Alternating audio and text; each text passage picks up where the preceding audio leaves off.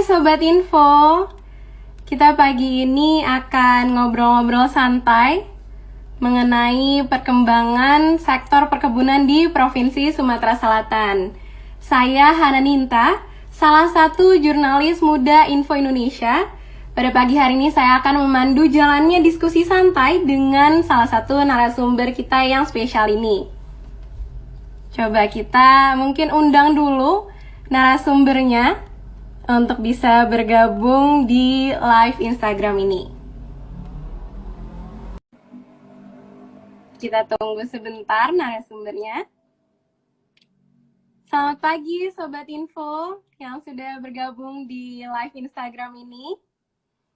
Kita sekarang lagi bersama-sama menunggu narasumbernya untuk bisa join di live Instagram ini agar kita bisa segera memulai diskusi tentang perkembangan sektor perkebunan karet di Sumatera Selatan.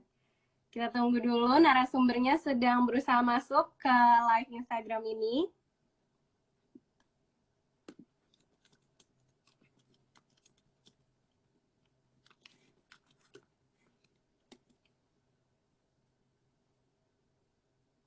Baik, kita tunggu lagi sebentar untuk narasumbernya bergabung di live Instagram ini.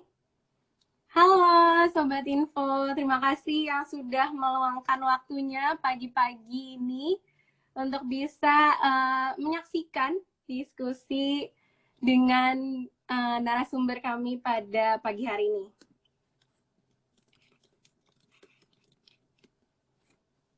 Coba ya, mungkin ini ada. Hai Sobat Info.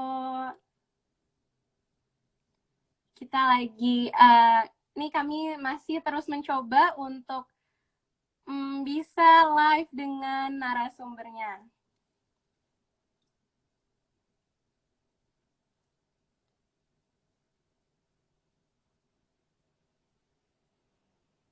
Oke, kita tunggu dulu narasumbernya. Oke, baik.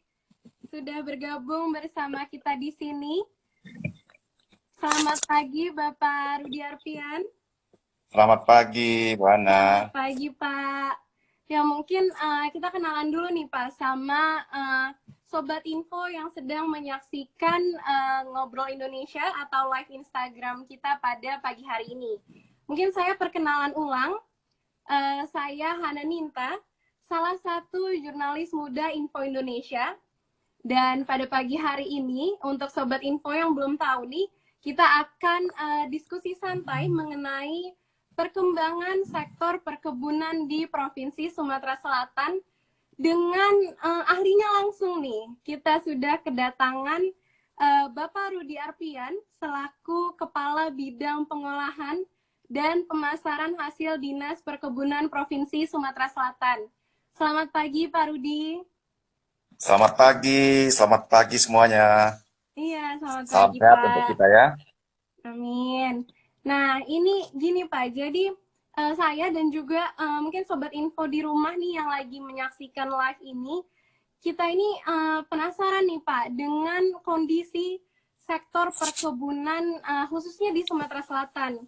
Karena kalau dari yang kita tahu nih, untuk di masa-masa pandemi seperti ini, di masa pandemi COVID-19 ini, seperti yang kita tahu untuk sektor-sektor lain di luar sektor perkebunan ini kan sedang mengalami bisa dibilang penurunan gitu ya Pak. Mungkin kita bisa mau tanya-tanya sedikit nih Pak, gimana kalau misalnya kondisi sektor perkebunan khususnya di Provinsi Sumatera Selatan itu kira-kira gimana Pak? Apakah sama seperti sektor lain yang sedang mengalami penurunan juga atau justru malah lagi membaik nih kondisinya? Gimana Pak? Ya, terima kasih. Jadi memang pada masa pandemi ini, awal-awal pandemi, semua sektor itu mengalami penurunan. Tetapi di akhir-akhir, di triwulan 3, 4, itu sudah mulai ada peningkatan. Justru sektor perkebunan turut memberikan kontribusi positif di tengah melemahnya perekonomian akibat pandemi COVID-19 ini. Saat ini sektor perkebunan menjadi salah satu sektor penopang perekonomian di Sumatera Selatan. Bahkan nilai ekspor dari sektor perkebunan paling besar di antara Wah, sektor non-migas. Nah, wah, jadi jadi menurut data gimana Pak? BPS, Nih. justru pada triwulan 4 kita mengalami pertumbuhan sebesar 2,59%. Wah, Ya, cukup tinggi ya Pak berarti pertumbuhannya ya. iya betul sekali. Oh, oke. Nah, jadi berarti seperti yang Bapak sampaikan tadi, justru sektor perkebunan ini kalau untuk di Provinsi Sumatera Selatan, mungkin di provinsi lain juga ya, untuk di Provinsi Sumatera Selatan ini berarti jadi salah satu sektor yang menopang perekonomian gitu ya Pak ya? Betul. Jadi Oke. dibandingkan sektor-sektor yang lain, kita lebih unggul. Nah, ini kan tadi udah bahas tentang sektor perkebunannya secara garis besar. Nah, kalau misalnya dari yang saya baca-baca nih Pak, akhir-akhir ini, saya lihat untuk spesifiknya untuk karet, ini harganya lagi merangkak naik gitu ya Pak ya. Bener nggak Pak? Untuk harga karet ini lagi Betul, merangkak betul. naik nih sekarang. Iya, Nah, iya, bahkan kalau dari yang saya baca nih kemarin, untuk karet kering kadar ya Pak, karet kering kadar yang iya. 100% Kita itu kirim. bahkan harganya sempat tembus ke 19.000, bener nggak Pak? Betul, betul sekali. Oke, nah kira-kira kalau misalnya untuk sektor perkebunan spesifiknya karet ini, dari yang kita lihat harganya merangkak naik, bahkan kemarin sempat tembus ke 19.000, itu tuh pengaruhnya gimana sih Pak terhadap industri? Ya, jadi dengan harga 18.000 sampai 19.000 K3 100%, ini di tingkat petani di UPBB terutama khususnya ini bisa mencapai harga 9.000 sampai 11.000 rupiah per kilogram dengan kadar K3 antara 50 sampai 60%. Artinya 1 kilogram karet petani bisa mendapatkan 1 kilogram beras. Ini adalah harga yang ideal bagi petani. Nah, dengan adanya kenaikan harga ini, maka gairah petani untuk mulai menyadap, ini mulai timbul lagi sehingga kegiatan produktivitas di kebun juga mulai berjalan. Kemudian dengan adanya kenaikan harga ini juga membuat semangat petani tidak ingin merubah komoditinya. Biasanya kalau mereka harga rendah, mereka akan beralih fungsi lahan. Nah, ini yang kita khawatirkan. Nah, dengan demikian, maka sektor petaninya meningkat, otomatis pabrik-pabrik bisa menyerap bahan baku. Kalau Iya. sampai harga rendah, pabrik-pabrik akan kehilangan bahan baku. Demikian. Oke. Nah, berarti dengan kenaikan harga ini itu turut mendongkrak industri secara masif gitu ya, Pak ya? Iya, betul sekali. Nah, Jadi dengan adanya kenaikan ini, industri akan mulai bisa memenuhi kapasitas terpasangnya. oke, baik. Nah, jadi berarti untuk karet sendiri ini, kalau untuk tahun ini termasuk salah satu yang difokuskan nggak nih dari Dinas Perkebunan Provinsi Sumatera Selatan? Sebenarnya kita punya 4 komoditi unggulan Sumatera Selatan. Ada Oke. karet, sawit, kopi, dan kelapa. Karet kita terluas, provinsi terluas di dunia. Kemudian sawit kita juga penyumbang 10% nasional. Kemudian kopi kita terluas di Indonesia. Kelapa kita juga termasuk ekspor yang cukup tinggi. Jadi bukan hanya karet, ada 4 komoditi unggulan. Oke. Nah, untuk upaya dari Dinas Perkebunan Provinsi Sumatera Selatan sendiri, ini upaya yang ingin dilakukan untuk mempertahankan performa baik ini sendiri gimana nih Pak upayanya? Ya, artinya kita harus mengedukasi petani untuk berkelompok melalui unit pengolahan dan pemasaran bokar (UPPB). Karena dengan adanya UPPB ini, maka petani akan mendapatkan harga yang lebih tinggi. Mutunya meningkat, kemudian juga pendapatan dan kesejahteraan petani juga meningkat. Oke, baik. Berarti lewat UPPB tersebut ya Pak untuk upaya Betul. dari Dinas Perkebunan Provinsi Sumsel. Nah, ini kan infrastruktur perkebunan ini apa namanya juga mempengaruhi harga dari karet itu sendiri kan Pak. Kalau misalnya dari segi infrastruktur ini kira-kira apa yang udah dilakukan oleh Dinas Provinsi Sumatera Selatan? Ya, jadi infrastruktur Gubernur sudah mencanangkan bahwa infrastruktur di Sumatera Selatan akan menjadi prioritas utama. Nah, dengan demikian maka bahan produksi dari kebun-kebun petani ini bisa lancar keluar. Nah, ini yang mendorong perekonomian hidup. Kalau dia harga infrastrukturnya rusak, maka beban transport itu akan dibebankan kepada petani. Sehingga petani akan berkurang karena dipotong biaya transport. Demikian. Oh iya, iya. Jadi berarti berpengaruh juga ke kesejahteraan petani gitu ya Pak? Iya. Nah kalau misalnya untuk tadi kan Bapak sempat singgung tentang UPPB itu. Nah kira-kira mungkin saya atau Sobat Info di sini yang masih awam ini kurang familiar dengan UPPB tersebut, bisa dijelaskan dulu tidak Pak tentang UPPB itu kira-kira manfaatnya untuk petani bagaimana, dan dari yang saya baca Pak UPPB ini ternyata belum diikuti oleh seluruh petani ya. Jadi kalau misal dari yang saya baca ini ternyata apa namanya petani ini kan belum semuanya bergabung ke UPPB. Jadi kenaikan harga karet ini baru bisa dinikmati sekitar sebagian kecil dari petani ya Pak. Mungkin baru sekitar 25% gitu yang bisa menikmati kenaikan harga karet ini. Nah kira-kira itu bagaimana Pak sistemnya untuk UPPB sendiri? Ya, UPBB itu sebenarnya sama dengan Koptan, sama dengan koperasi. Tapi dia mempunyai ciri khas. Kalau UPBB pasti masalah karet. Kalau koperasi bisa karet, bisa pertanian, bisa macam-macam.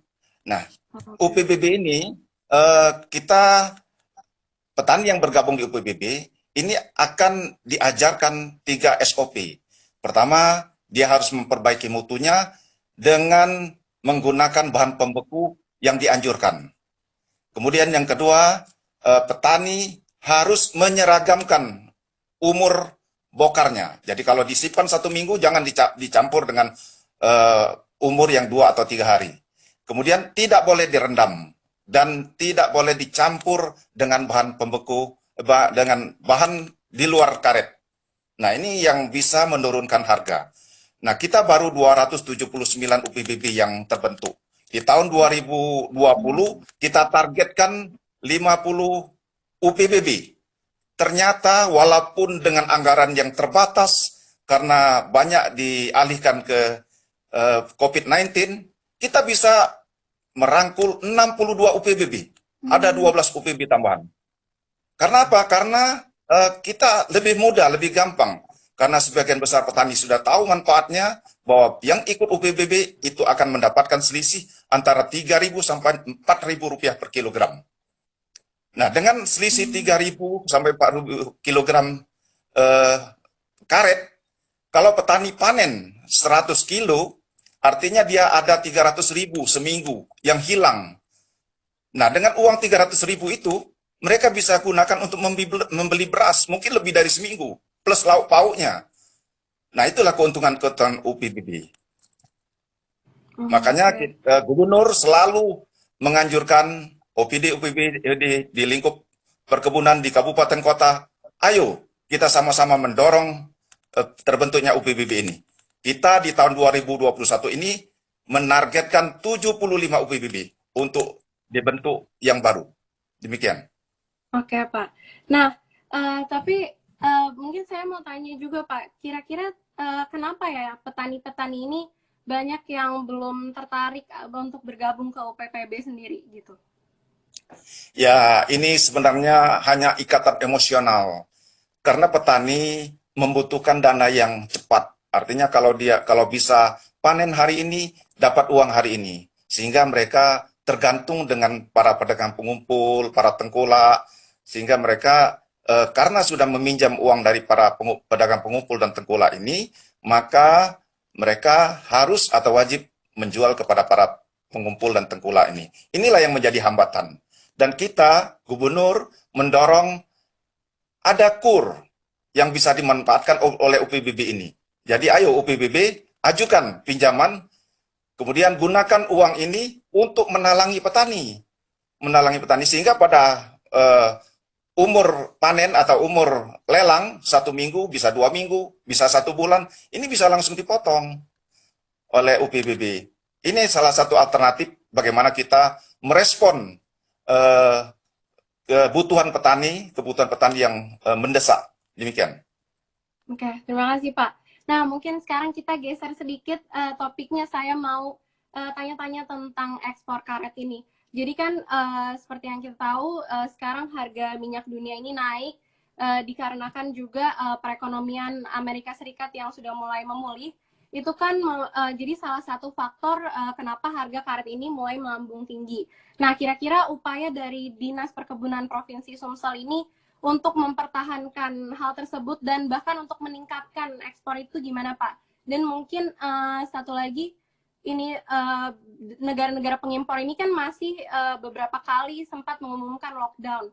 Kira-kira dari Dinas Perkebunan Provinsi Sumsel ini upayanya gimana? Apa yang akan dilakukan nanti kalau misalnya negara-negara pengimpor ini memutuskan untuk lockdown lagi? Kira-kira apa nih yang jadi strategi dari Dinas Perkebunan Provinsi Sumsel gitu Pak? Ya. Jadi begini, memang banyak faktor yang menentukan membuat harga karet ini naik atau turun. Dan kita sebagai produsen yang terbesar nomor 2 setelah Thailand, ini tidak bisa menentukan harga. Harga ditentukan oleh bursa SICOM, Singapore Commodity. Nah, kita hanya dapat menerima. Nah, pengaruhnya dengan harga minyak naik ini karena kompetitor kita adalah karet sintetis. Kalau harga minyak murah, ini karet sintetis ini akan murah dan orang beralih membeli karet sintetis dibandingkan dengan karet alam. Nah, inilah makanya faktor ini yang kemarin sempat memicu walaupun naiknya tidak signifikan. Karena masih banyak faktor lagi, terutama produksi kita juga pada saat ini turun, kemudian juga industri-industri juga belum berjalan normal, stagnan. Artinya inilah di masa pandemi ini ada keseimbangan baru antara supply dan demand. Supply-nya menurun, kemudian permintaannya menurun. Nah, kalau salah satu ini akan berubah, maka ini akan mendongkrak harga kembali naik atau turun. Nah, upaya kita tentu ingin bahwa negara-negara yang lockdown itu seperti Cina yang kemarin yang pertama-tama sekali lockdown, kemudian diikuti negara-negara lain, ya kita tetap, karena kompetitor kita ini tidak cuman, kalau dulu ada Thailand, Malaysia, dan Indonesia yang menguasai karet dunia ini. Sekarang sudah ada 6 lagi negara. Artinya kompetitor kita banyak. Maka salah satu caranya kita harus memperbaiki mutu. Mutu inilah yang kita harapkan di tingkat petani. Ini harus kita perbaiki. Jangan lagi membiasakan diri merendam. Ini masih banyak di daerah-daerah yang merendam karetnya. Dan saya ingatkan juga untuk UPBB itu dilarang keras untuk melakukan perendaman. Jadi patuhi aturan SOP yang sudah kita tetapkan. Kita buat dan sepakati bersama. Demikian. Ya. Baik Pak. Nah itu kan tadi ekspor. Sebenarnya kalau misalnya kita bicara tentang serapan dalam negeri, untuk serapan dalam negerinya ini sendiri gimana sih Pak? Apakah sudah cukup besar atau masih perlu ditingkatkan lagi?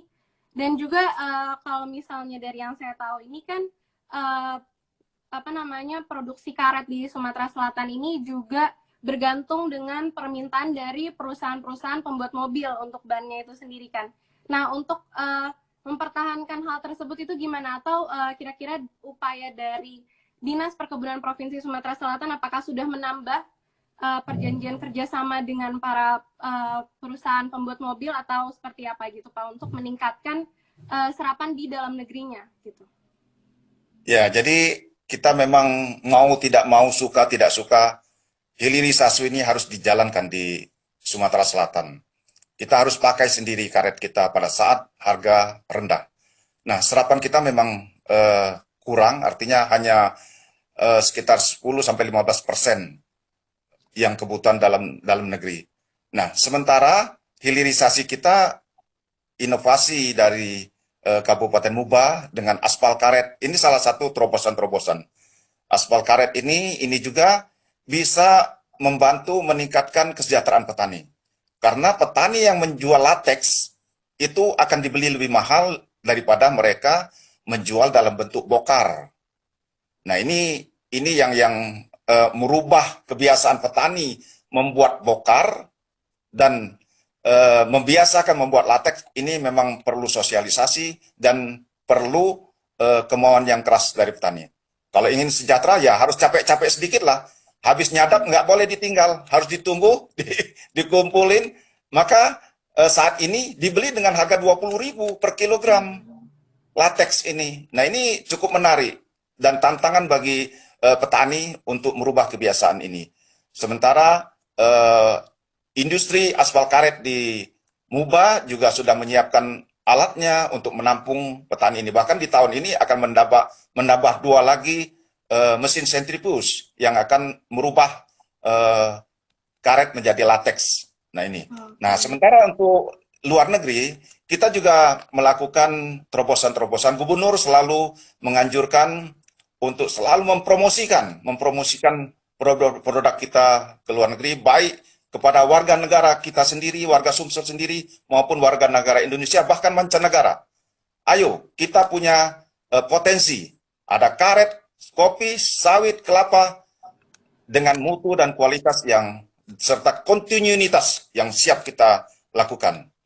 Melalui promosi, kemudian melalui hubungan-hubungan diplomat antara kita memanfaatkan juga atas perdagangan di luar negeri. Ini yang kita lakukan saat ini. Demikian. Oke, baik Pak. Nah, kalau misalnya untuk aspal karet sendiri ini sebenarnya sekarang yang menggunakan itu sudah dari mana aja sih Pak untuk permintaannya? Ya, aspal karet sekarang ini kita sudah uji cobakan di Musi Banyu Asin. Dan tahun ini siap diproduksi untuk massal. Dan kita juga di Muba juga menyiapkan bahwa untuk aspal karet ini bisa nanti melalui e-katalog.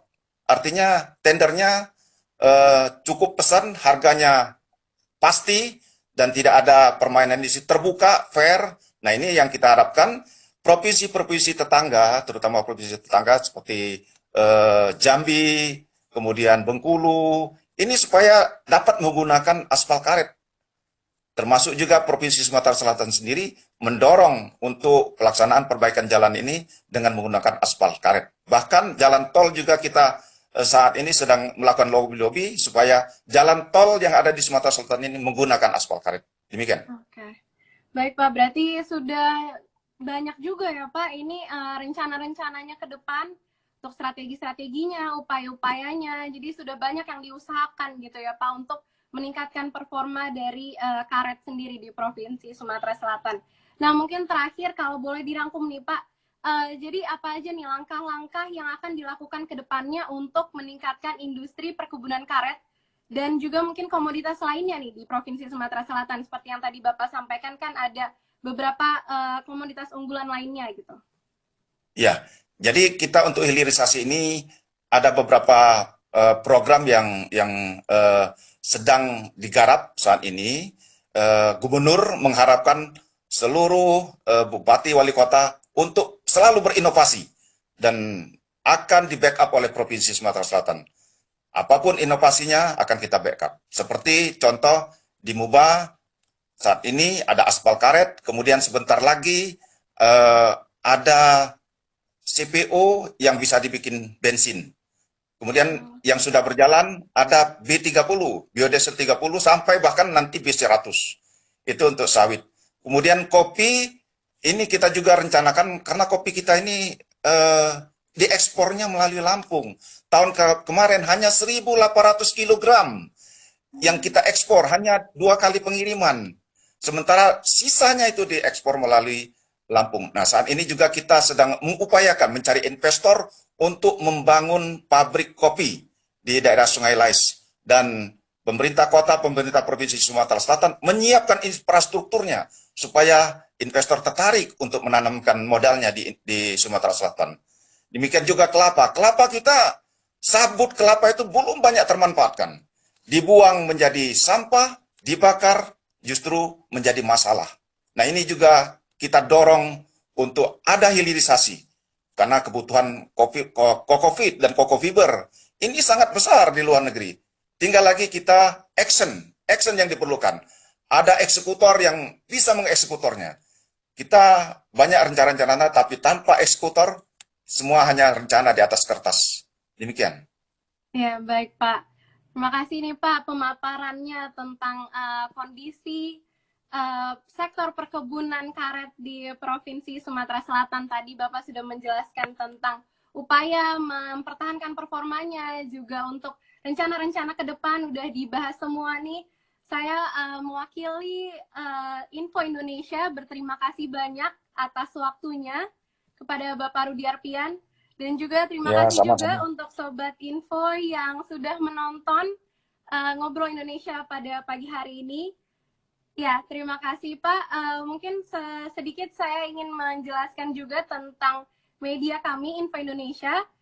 Info Indonesia ini ada websitenya di www.infoindonesia.id. Di situ kami selalu mempublish artikel-artikel berita terkini.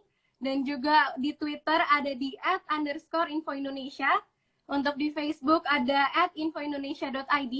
Dan juga ada YouTube-nya Info Indonesia TV. Baik, terima kasih untuk menutup Ngobrol Indonesia pada pagi hari ini. Terima kasih kepada Bapak Rudi Arpian. Ya, Dan sama-sama. ya, terima kasih Pak. Sumsel maju untuk semua. Terima kasih. Sumsel maju untuk semua. Sukses untuk kita semua. Terima kasih Pak. Selamat Oke. pagi. Terima kasih Sobat Info.